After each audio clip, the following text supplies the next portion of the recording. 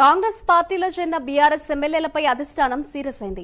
Party మారిన వారిపై అనర్హత వేటు వేయాలని బీఆర్ఎస్ పార్టీ సుప్రీంకోర్టుకు వెళ్లనుంది.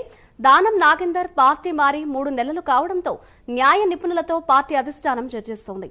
సుప్రీంకోర్టు తీర్పు ప్రకారం 3 నెలల్లో అనర్హతపై నిర్ణయం తీసుకోవాలనే నిబంధనల్లో ఉంది. దాంతో బీఆర్ఎస్ పార్టీ సుప్రీంకోర్టుకు వెళ్లాలనే నిర్ణయం తీసుకోనున్నట్లు సమాచారం.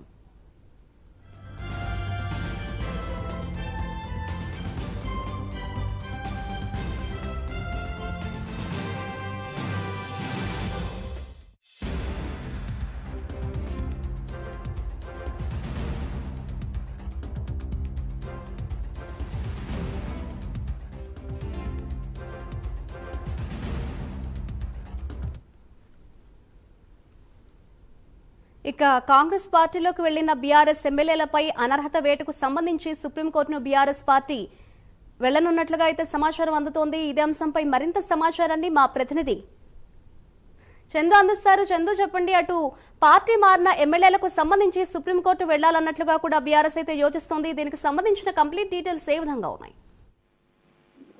మొదటి పార్టీ మారిన ఎమ్మెల్యేలపై అనర్హత వేటు అంశంపై సుప్రీంకోర్టును ఆశ్రయించాలని కూడా బీఆర్ఎస్ పార్టీ నిర్ణయించింది. ముఖ్యంగా ప్రజల తీర్పుకు వ్యతిరేకంగా తమ పార్టీని వీడి కాంగ్రెస్ చేరిన ఎమ్మెల్యేలను వదిలిపెట్టేది ఖచ్చితంగా సుప్రీంకోర్టును ఆశ్రయిస్తామంటూ ముఖ్యంగా ఇప్పటికే అటు ఎమ్మెల్యేలు దానం నాగేందర్, కడియం శ్రీవారి, పోచారం శ్రీనివాస్ రెడ్డి తో పాటు తాజాగా సంజయ్ జగిత్యాల ఎమ్మెల్యే సంజయ్ కూడా పార్టీ కాంగ్రెస్ లో చేరారు. ఈ నేపథ్యంలో ఇప్పటికే దానం నాగేందర్ సంబంధించి కాంగ్రెస్ లో చేరి 3 నెలలు పూర్తి కావస్తున్న నేపథ్యంలో సుప్రీంకోర్టుకు వెళ్లేందుకు న్యాయ నిపుణులతో ఇప్పటికే పార్టీ చర్చించింది. సుప్రీంకోర్టు గతంలో తీర్పు ప్రకారం 3 నెలల్లోనే అర్హత పిటిషన్ పైన స్పీకర్ నిర్ణయం తీసుకోవాలని నిబంధన ఉంది కాబట్టి ఖచ్చితంగా వెంటనే అనర్హత వేటు పడేలా కూడా సుప్రీంకోర్టును ఆశ్రయిస్తామంటుంది. ముఖ్యంగా సుప్రీంకోర్టు ఇచ్చినటువంటి తీర్పులో పేరా నెంబర్ 30-33 ప్రకారం హైకోర్టు కూడా వెంటనే నిర్ణయం తీసుకోవాల్సిన అవసరం ఉంది.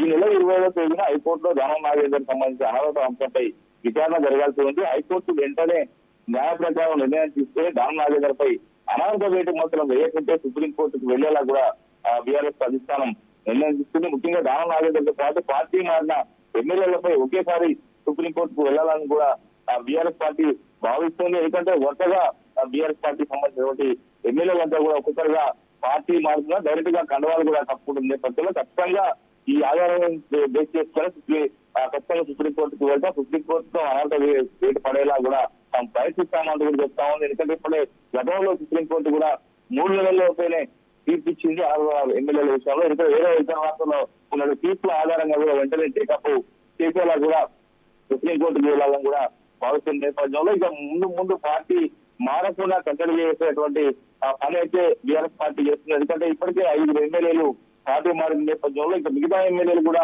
పార్టీ మారుతారన్న ప్రచారం జరుగుతుంది. ముఖ్యంగా దేవరావు సంబంధించినటువంటి ఎమ్మెల్యేలు కావచ్చు, అదేవిధంగా కరీంనగర్ సంబంధించిన మాజీ మంత్రి, కొత్త ఎమ్మెల్యే కావచ్చు, ఇంకా మరికొంతమంది జిల్లాల్లో బీఆర్ఎస్ పార్టీ ఎమ్మెల్యేలు పార్టీ మారుతున్న ప్రచారం పెద్ద ఎత్తున రావుతుంది. ఈ నేపథ్యంలో వాళ్ళందరినీ కట్టడి చేయాలంటే మాత్రం ఖచ్చితంగా కోర్టును ఆశ్రయించాలని నిర్ణయం తీసుకుని Madhuri. Right, thank you Chandu.